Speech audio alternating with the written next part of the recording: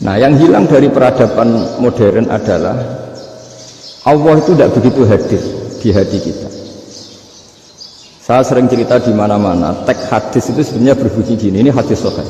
Mangka na yu'minu billahi wal yaumil akhir falyukrim jarohu. Ada yang falyukrim jarohu dhaifahu, ada yang falyakul khairan aw liyasmut.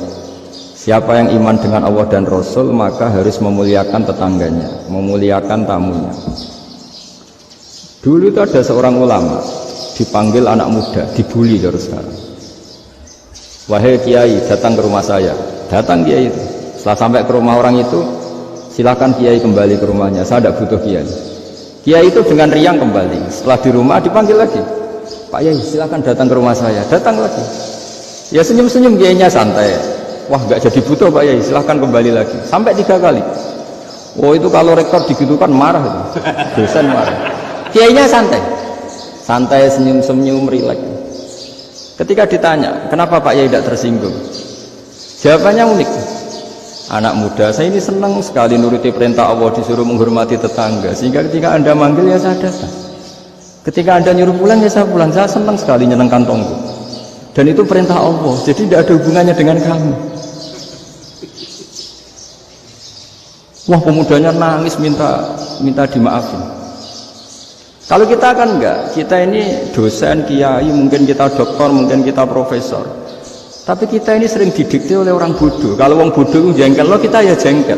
Lo kamu jengkel, dijengkelkan orang bodoh itu namanya terdikte. Itu bodoh apa pinter? Wah, itu tidak pinter sama sekali. Kalau betul-betul kamu pinter, hanya bisa didikte oleh Allah Subhanahu wa Ta'ala. Jadi antara hukum Allah apa? Wa ahsin man asa'a ilaika, berbuatlah baik sama orang yang berbuat buruk sama Anda. Itu dikteannya Allah.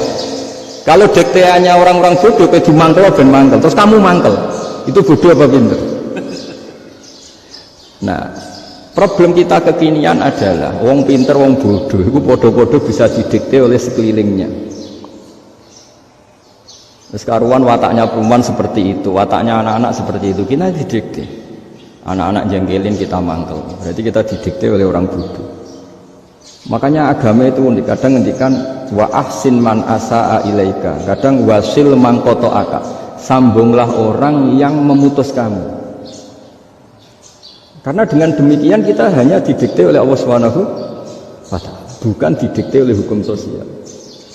Cara Jawane nak ngapiki tangga sing apik akeh tunggale. Berbuat baik sama yang berbuat baik pada kita itu, mbok orang fasik ya seperti itu, maling ya seperti itu, sama.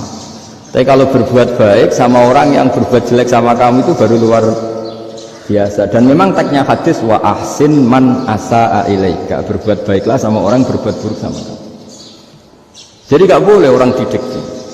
Makanya ngaji di sini diantaranya saya akan cerita dalam sebuah hadis sahih, dalam hadis hasan yang diriwayatkan Imam Tirmizi, ada kalimat dari Rasulullah SAW.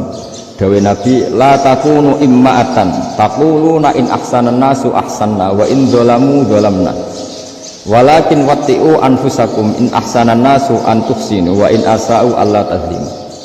Kamu jangan jadi orang yang mudah diombang-ambingkan oleh orang sekeliling kamu, yaitu kamu mengatakan jika orang baik ke saya akan baik, jika orang buruk ke saya juga akan membalas buruk. Itu namanya Anda didikte. Tapi berkomitmenlah kamu akan berbuat baik meskipun orang lain berbuat buruk. Nah sekarang logika sosialnya begini, kalau di Indonesia itu ada 1000 kiai, ada 1000 profesor yang ingin membenahi Indonesia, rata-rata orang awam itu semau gue, terus mereka mendikte kita, perilakunya nggak simpatik, perilakunya jengkelin, terus 1000 profesor ini ikut jengkel, itu kira-kira jadi solusi apa goblok bareng? Sama 1000 kiai ini ikut jengkel, ini jadi solusi apa goblok bareng? Goblok bareng. Nah problem sekarang kita ini biasa didikte orang bodoh. Nah makanya ciri khas orang muslim itu kata Nabi, mangkana yu'minu billahi wal yaumil akhir.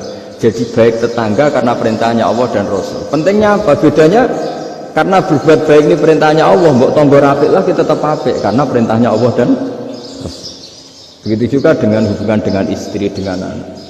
Bojomu lagi cerewet lah, ya tetap apik. Karena dengan cara itu kita hanya tunduk kepada Allah dan Rasul. Tapi kalau kamu, istri saya kalau baik ya saya baik, kalau enggak ya enggak. Berarti Anda didikte oleh perilakunya dia. Itu latihan, ya kalau dalam bahasa pondok, latihan jadi wali itu yang paling berat. Nabi itu kalau sama orang munafik itu sabarnya Masya Allah. Padahal Nabi berso kalau orang itu orang munafik. Karena dengan cara seperti itu, bahwa kebaikan Nabi pada seseorang itu atas perintahnya Allah dan Rasul, bukan atas nama servis. Kalau Nabi hanya baik kepada Abu Bakar, itu mungkin orang bilang, wisadune Abu Bakar baik sama Nabi. Tapi kalau Nabi baik sama orang munafik, Abdullah bin Ubay bin Salul, itu kalau nggak perintahnya Allah dan Rasul itu nggak bisa. Nah ini cobalah berlatih seperti itu, sehingga kita tidak mudah didikte. Ya saya ulang lagi, nggak mudah apa? Didikte. Maka di antara kebaikan Allah dan Rasul adalah bahkan orang dolim saja diberi jatah rahmat. Makanya tadi seperti mukadimah yang dibaca Pak Haris tadi, agama ini rahmatan lil alamin. Orang yang dolim saja dapat jatah apa? Rahmat, apalagi yang soleh. Nah kemudian yang perlu dicatat, kenapa kita menjadi enjoy dengan Islam? Islam itu adalah agama yang tidak didikte oleh materi. Jadi kalau Anda ingin makan enak, mungkin kalau pikiran kebanyakan orang, anak-anak muda yang milenial, yang gaul, ingin makan enak ya makan yang disukai. Misalnya sate atau bakso Malang atau apa. Kalau orang-orang yang jadi wali nggak gitu cara berpikir. Ini yang masih orisinil. Ditanya, ini dunia baru kesulitan makanan, baru resesi. Cara makan enak gimana? Jawabannya lucu. Ya gampang, idamuhu alju. Idam itu lauk. Kalau kamu ingin makan lauknya paling enak apa? Alju. Kamu harus lapar banget. Sampai kalau puasa itu melihat tempe itu wah luar biasa. Tapi kalau kamu nggak puasa, air putih itu nggak menantang.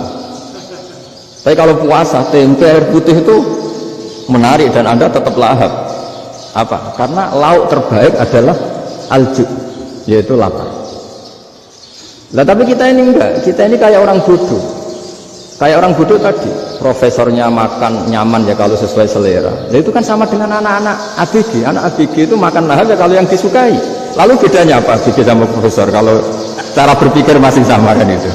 Kiainya juga gitu. Kiai makan enak kalau yang disukai, kalau enggak ada. Itu bedanya apa kiai sama orang awam? Orang awam juga gitu, makan lahap ya kalau yang disukai. Nah ternyata perilaku kita ini yang pintar sama yang bodoh sama mas. Kalau kamu ingin berkasta lebih baik, itu cara makan enak itu apa? Idamuhu al-jur. Lauk terbaik adalah karena kita sangat lapar. Makanya masyhur dalam cerita-cerita tarikh sirah nabawiyah, Nabi diberi hadiah, beberapa hadiah. Di antaranya ada yang diterima, ada yang enggak. Termasuk yang dikembalikan itu dokter. Ada seorang raja memberi hadiah Nabi dokter Tobit. Itu sama Nabi dikembalikan karena dokter ini sudah lama kumpul Nabi itu gak pernah sakit. Akhirnya dokter ini putus asa, ini gak perlu diobatin. Ketika ditanya kenapa ya Rasulullah engkau gak pernah sakit, karena kita ini kaum, kita ini komunitas masyarakat yang tidak akan makan kecuali lapar, dan kalau sudah makan berhenti sebelum kenyang. Jadi sederhana sekali pengobatan zaman itu. Sebagian besar penyakit itu pasti disebabkan kita ceroboh dalam hal makan. Sudah ngerti kalau durian masalah, kalau makan durian ini nggak kehitung gitu. Apalagi kalau gratisan itu tambah banyak. Gitu. Pola tidur juga gitu kata Nabi, dan kita tidak tidur kalau tidak sangat ngantuk. Nah itu namanya orang-orang soleh yang sudah ada didikte materi. Kalau yang didikte materi kan bisa tidur nyenyak kalau kasurnya enak, AC gini-gini. Sebenarnya enggak, tidur enak itu ya kalau sangat ngantuk. Mbok di gudang, mbok di bis, kalau sangat ngantuk ya semuanya ya enak. Sama, mbok lapar, mbok hanya tempe, tapi kalau sangat lapar itu ya enak. Nah ini ilmu yang mulai hilang, ilmu-ilmu yang mulai hilang.